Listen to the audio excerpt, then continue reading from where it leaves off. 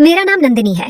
मेरी ऊंचाई 5 feet 2 inch है और मैं 27 साल की हूँ। सब कहते हैं कि मैं बहुत ही खूबसूरत और आकर्षक हूँ।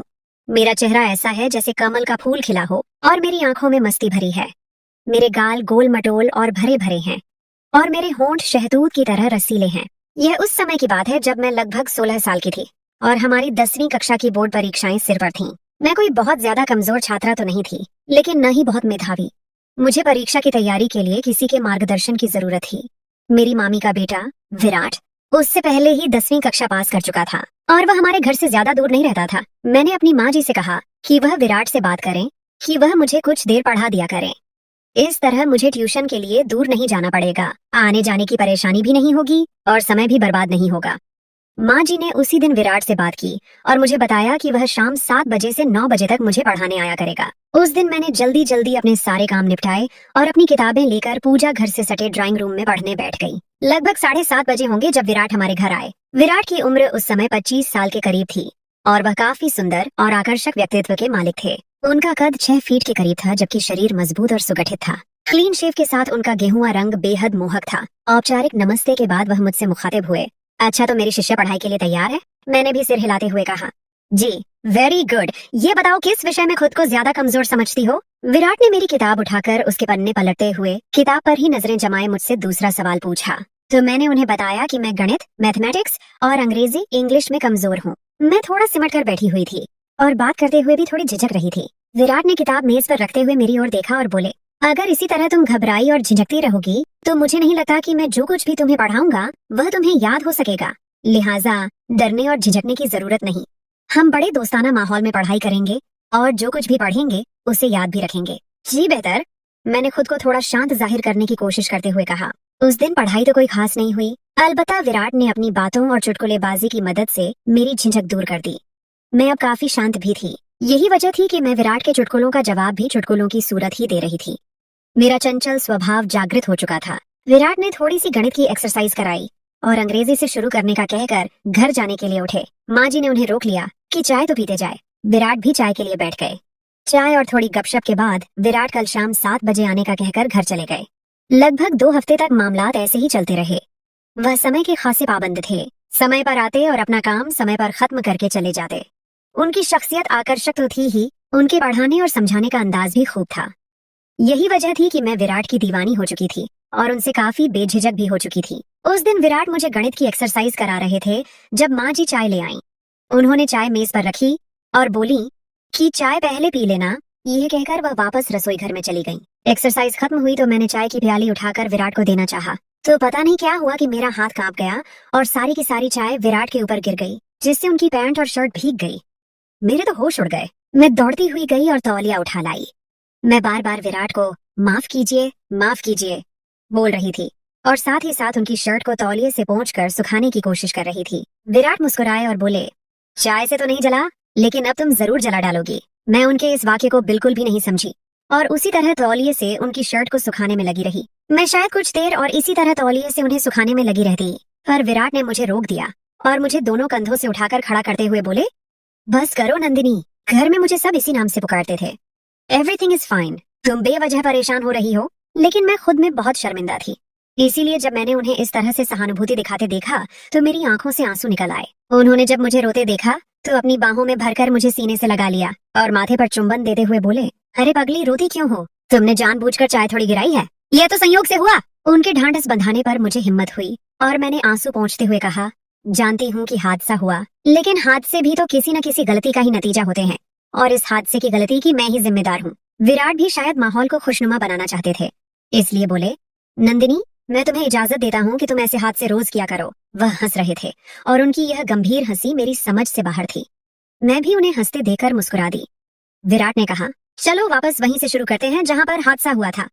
यह कहते हुए उन्होंने मुझे अपनी बाहों के घेरे से आजाद कर दिया। मैंने वापस अपनी कुर्सी पर बैठकर किताब खोलना चाहा तो विराट ने कहा, आज का काम खत्म समझते हैं, मैं चलता हूँ क्योंकि इस हालत में मैं तुम्हें कुछ नहीं पढ़ा पाऊंगा। विराट अपनी किस हालत के बारे में कह रहे थे मुझे कुछ पता न चला।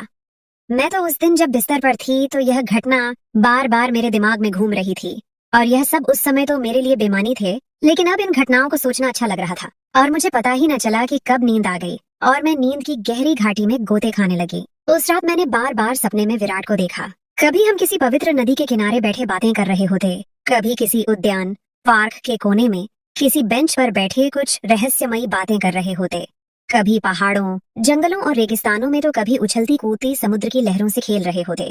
खैर उस रात मैंने और विराट ने मिलकर पूरी दुनिया की सैर की। मैं उस दिन बहुत गहरी नींद सोई।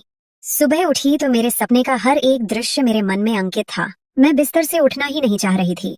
मैं सपनों की दुनिया से निकलना ही नहीं चाह रही थी। मुझे मालूम नहीं कि ऐसा क्यों था, पर जो भी था बहुत सुखद था।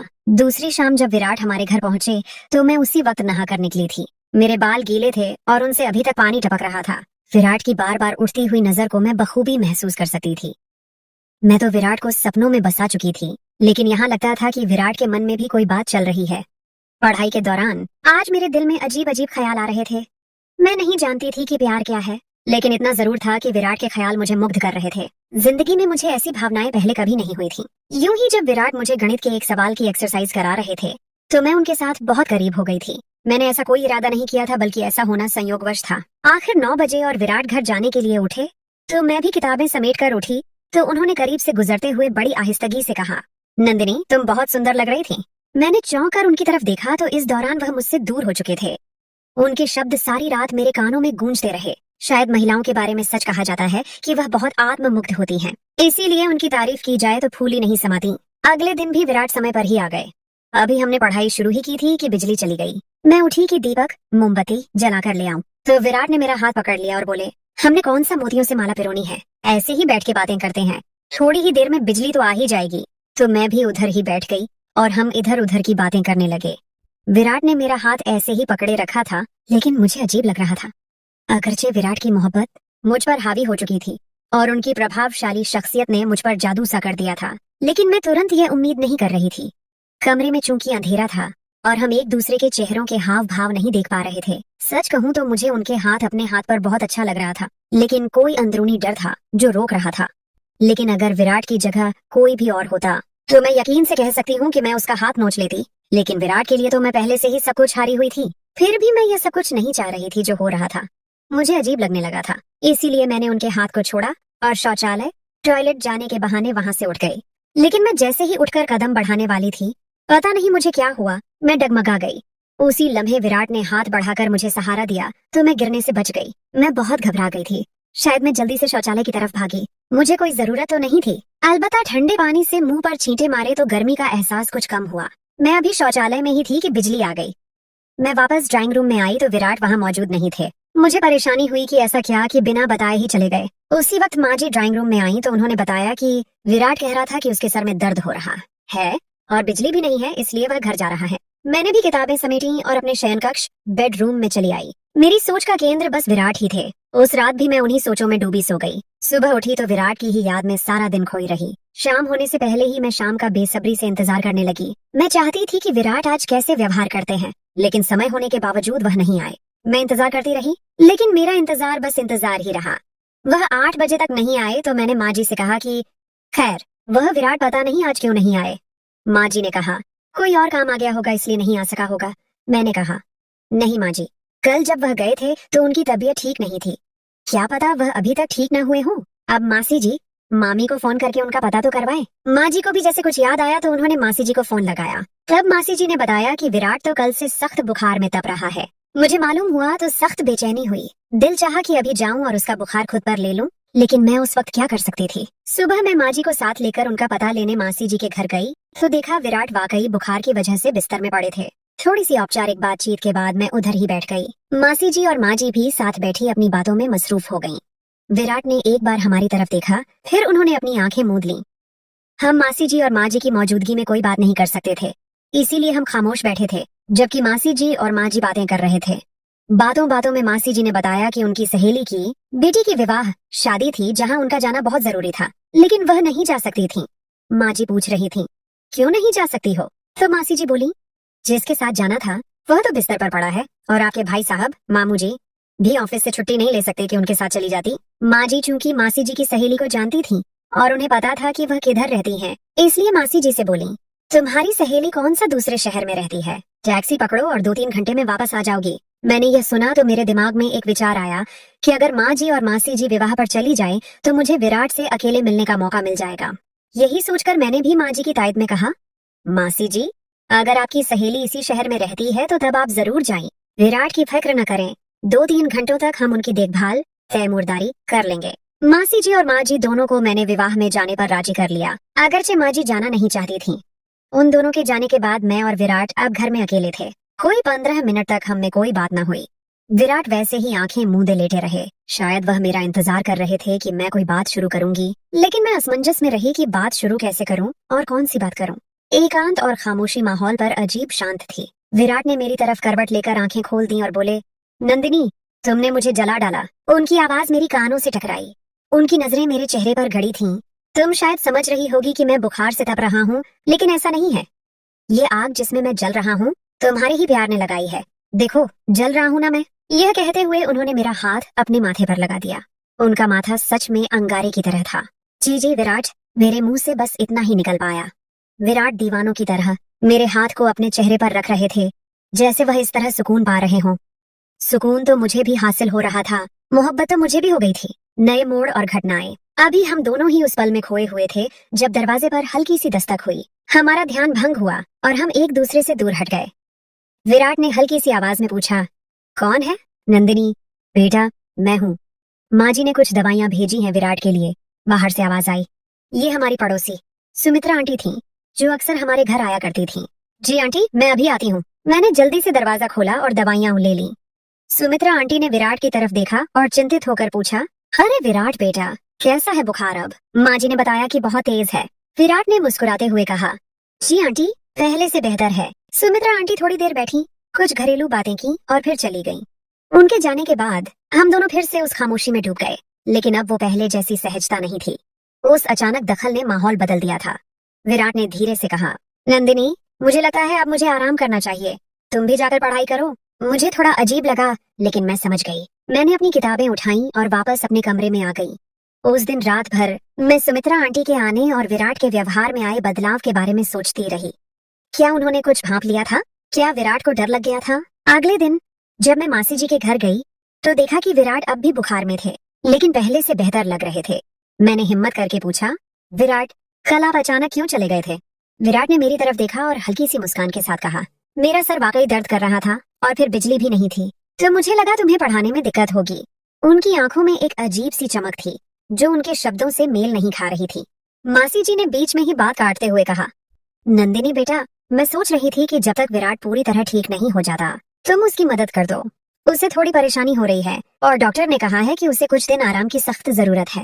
मुझे यह सुनकर बहुत खुशी हुई। ये मेरे लिए एक अवसर था विराट के और करीब आने का। मैंने तुरंत कहा, जी मासी जी, बिल्कुल, मैं विराट की मदद कर दूंगी। अब हर रोज मैं दोपहर में मासी जी के घर जाती, विराट को दवाइयां देती, उनके लिए सब्जियों का सूप बनाती और उन्हें कहानियां सुनाती ताकि उनका मन लगा रहे। पढ़ाई का बहाना तो अब बस एक औपचारिकता बन चुका था। हमारी बातें ज्यादातर जिंदगी, सपनों और भविष्य के बारे में होती थीं। विराट ने मुझे अपने बचपन के किस्से सुनाए, अपने कॉलेज के दिनों के मजाकिया पल बताए और अपने इंजीनियर बनने के सपने साझा किए। मैंने भी उन्हें अपनी छोटी छोटी शरारतें और पढ़ाई के अलावा अपनी कलात्मक रुचियों के बारे में बताया। एक दिन जब मैं विराट के पास बैठी थी और उन्हें एक लोक कथा सुना रही थी, उन्होंने अचानक मेरा हाथ थाम लिया। इस बार उनकी पकड़ मजबूत थी और उनकी आंखों में वही चाहत थी जो मैंने उस दिन महसूस की थी जब चाय गिरी थी। उन्होंने कहा, नंदिनी, तुमने मेरी जिंदगी में एक नई रोशनी भर दी है। जब से तुम मेरी देखभाल कर रही हो, मुझे अपनी बीमारी भी अच्छी लगने लगी है। मैं शर्मा गई, लेकिन मैंने अपना हाथ वापस नहीं खींचा। उन्होंने कहा, नंदिनी, मैं तुमसे कुछ कहना चाहता हूँ। मेरा दिल जोर से धड़कने लगा। मुझे लगा कि वह वही बात कहेंगे जो मैं सुनना चाहती थी, लेकिन तभी दरवाजे पर फिर से दस्तक हुई। इस बार माँ जी और मासी जी वापस आ चुकी थीं। हम दोनों तुरंत एक दूसरे से दूर हट गए।